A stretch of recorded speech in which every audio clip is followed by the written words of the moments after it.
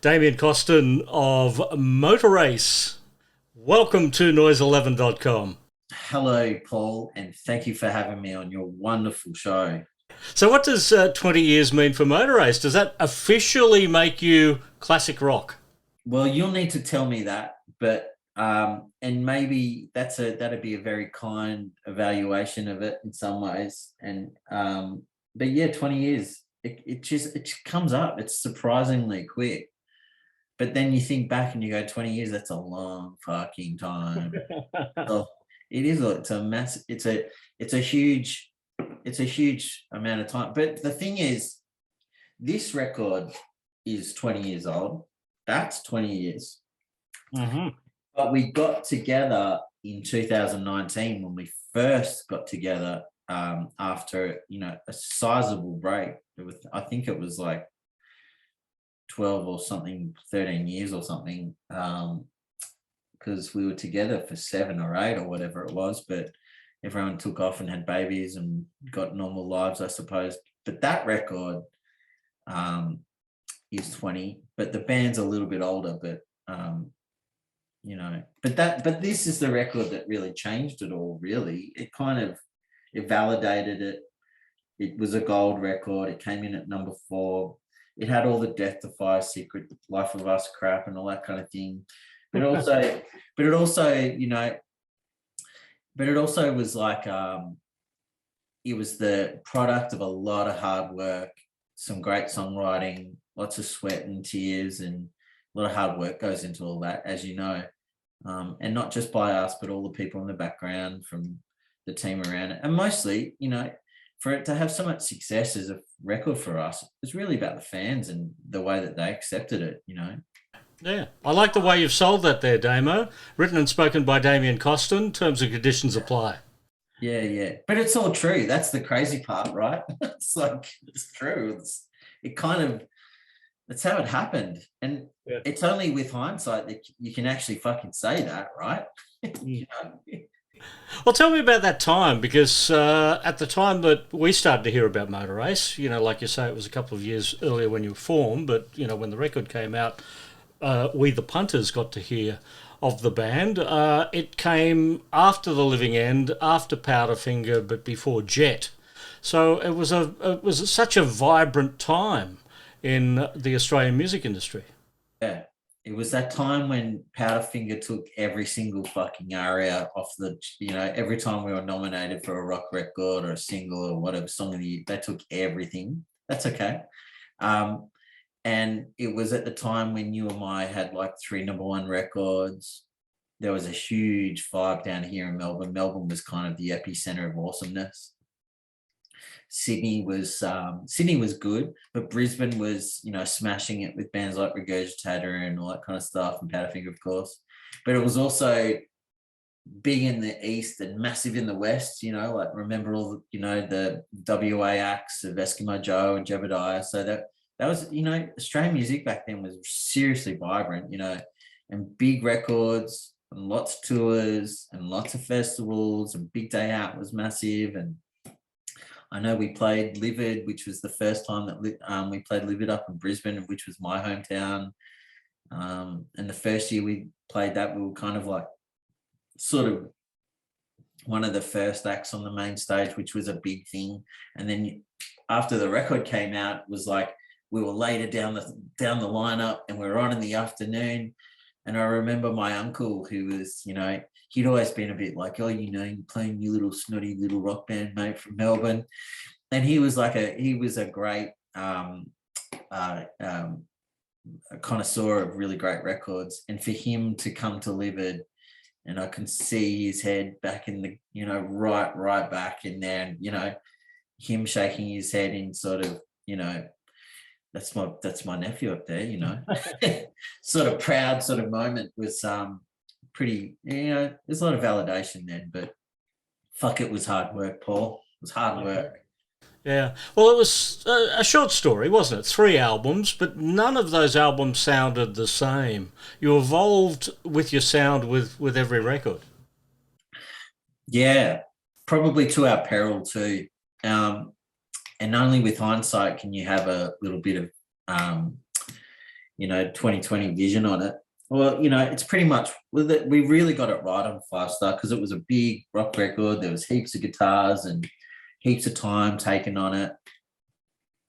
And then Shoot This came along. And although it was our biggest record, it was kind of the time of Pro Tools. And I think there was an element of rushing a little bit just because we were sort of riding that wave of whatever momentum was there. And we got invited to the Japan, and we were playing Fuji, and we got to the UK. And it's funny that you say, because by the time we got to America, it was all about the Vines and Jet. And I remember we were sort of showcasing, and we got to this room and it was full of record execs, and we got some really big management over there, and we got in the room. And it was like we were playing these, heartfelt, big sounding songs, made for FM. But at the time, it was all about, retro rock in some ways. It was like, hey guys, really great. But any other bands that kind of sound like the Vines, any of that kind of stuff. And whereas we weren't really cut from that rock, we were cut, or Stone, we were sort of cut from a different sort of world a little bit. And the final record, Animal, was a classic case of the week that we released that record, Festival ultimately nosedived, was sold, budgets went out the window. We kind of were sort of wrestling with each other in the way that, bands do once you start getting, wanting to spend a bit more time at home with kids and all that kind of thing. And radio had shifted in some ways, and we'd sort of been, had a certain amount of success, and we sort of thought that would be, always reoccurring, which is not the way the music industry works. You have ebbs and flows and ebbs and flows.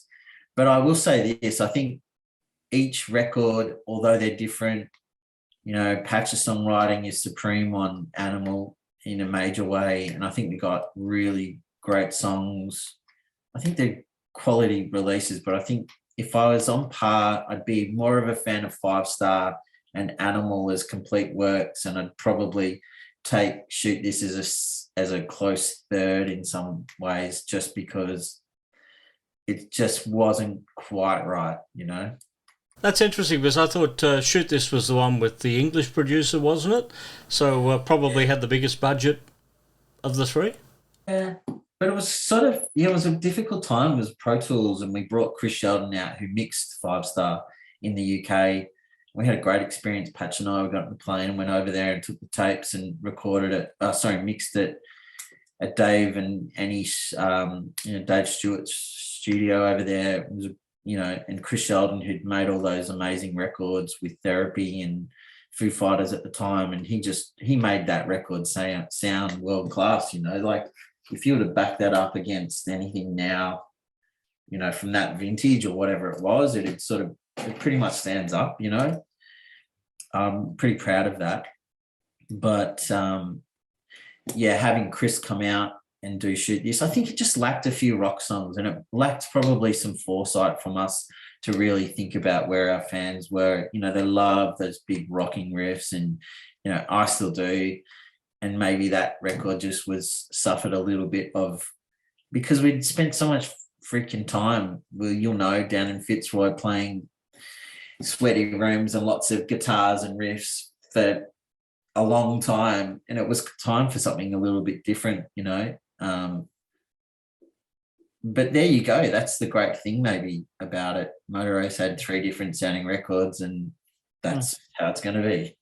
Shoot This gave you your 2 biggest hits, though, didn't it? With Carry On and Keeping Secrets. Yeah. Well, Carry On, it just sort of seemed to connect, and that took us to Japan, and got us to England, and got us radio there, and all that stuff. And it was a great song, still is, still stands up, still gets played on the radio, and we're very fortunate for that. And it's kind of it's almost the second last song that we play every night, because it's kind of, that's our biggest moment. We've got to present that last in some ways, because it's our biggest moment, and I think it's the biggest it's the biggest sort of choir of everyone knows it and can sing along. Yeah. So what's first song? What's last song then? How does the set list work?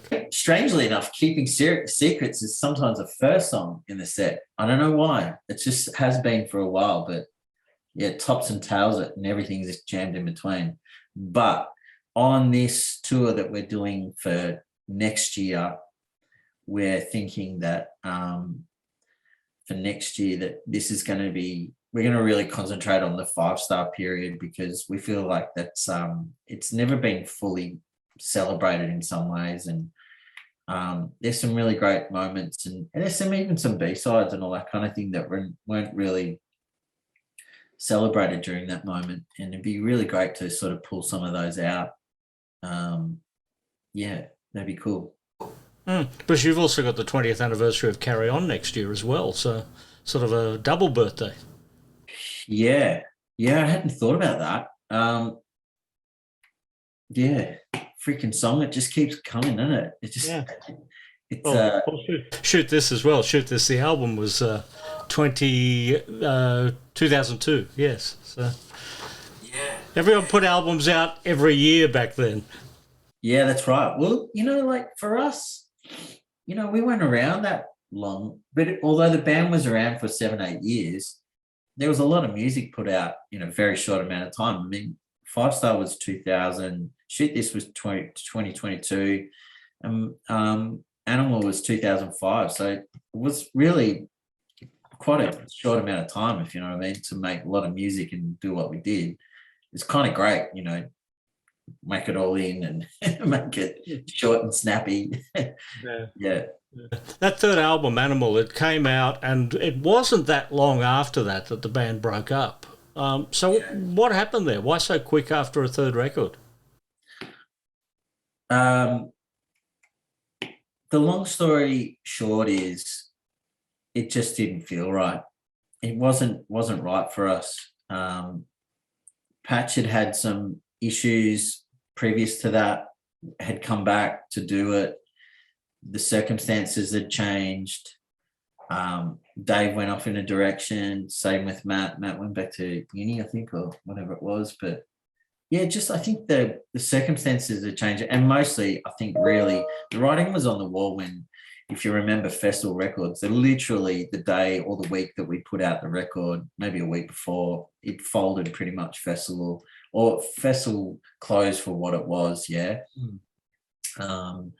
After 5 years, and I don't know the back end story of that, and not really sure why. I'm not interested. In some ways it kind of just, it is what it is. And I think we had, in that traditional sense where Triple J, where you had national platform where you would get played everywhere, we kind of transformed into a position where there was how do you call it, like more commercial radio play, which maybe in some ways we weren't so familiar with. That's not where our heads were at, and you kind of just have to call a spade and just call it quits in some ways. And I think we never said that we were breaking up, but we certainly didn't think we were going to get back together.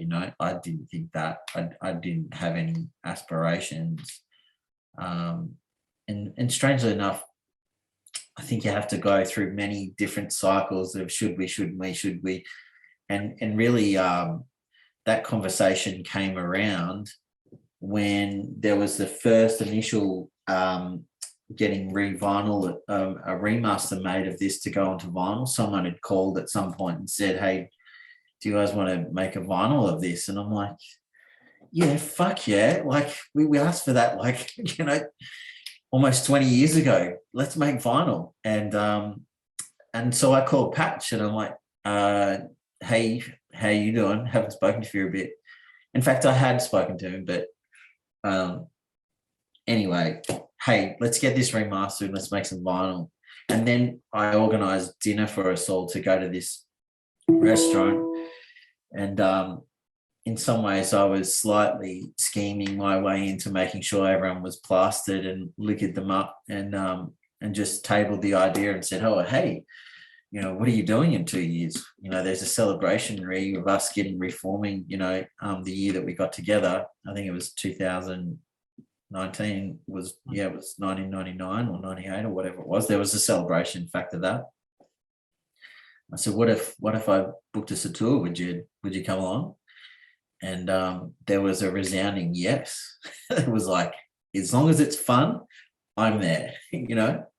And it was a fucking hoot. Yeah. I was going to say it must have been fun because you're doing it all over again. Yeah. And I gotta say, Paul, we're better with age. We are much, much better with age. There's a certain amount of just, you'll know, as some acts they just have a bit more ease about them as they get older. There's less ego in the room, and it's more about the music and less, you know. So it was really great. I really enjoyed it, and everyone did. We had a great time. Sold out, heaps of fans.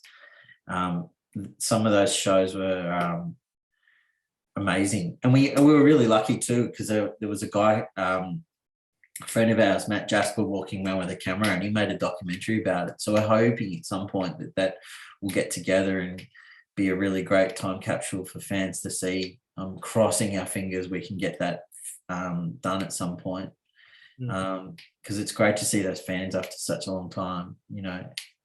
Yeah, well, Patch has been quite busy in the soundtrack world as he got the inclination to knock a few new rock songs together, maybe a fourth album on the way.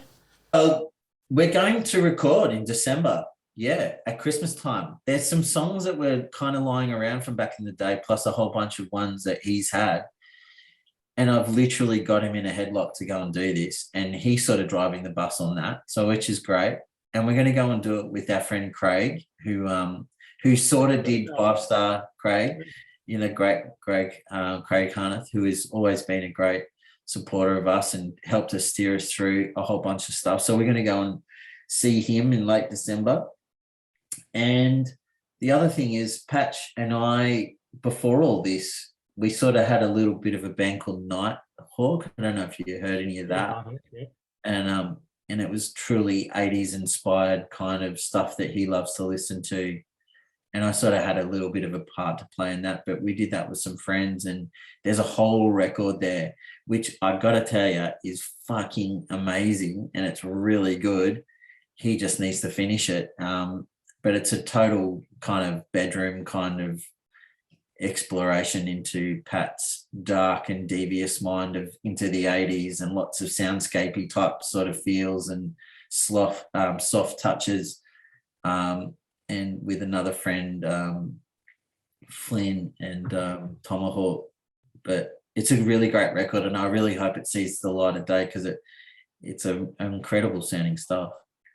Well, I think the entire history of Motor Race over 3 albums only delivered 7 singles, so you need to flesh it out so we can get to the greatest hits album eventually. Yeah, that's true. That's not enough greatest hits. We need more. Yeah, I suppose you need for an more. album. So, well, some people only have one song. You know, like, you know. We've got a few, but you know, we'll see. We'll see. There was a dance band in the 1990s called the Bingo Boys, and they obviously knew that they only had one good song and would never have another hit. Their debut album was called The Best of the Bingo Boys. Genius! I love it. Yeah. That's a fantastic effort. Well, yeah.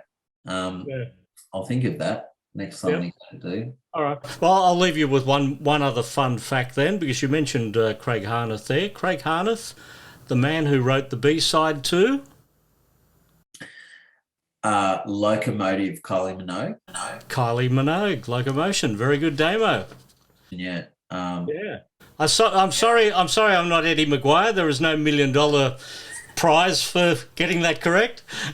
I mean, Craig was in, you know, he's done a lot of stuff in that little studio hothouse. I mean, a lot of people don't know, but, you know, a lot of great bands have come out of there, from, you know, great Aussie rock through to, you know, he's had Oasis, and he's had, I think he had Franz Ferdinand in there maybe, or he had, and, you know, there's a lot of history about whether that desk did AC/DC back in the day. No one's quite sure. They might be sure, don't really know.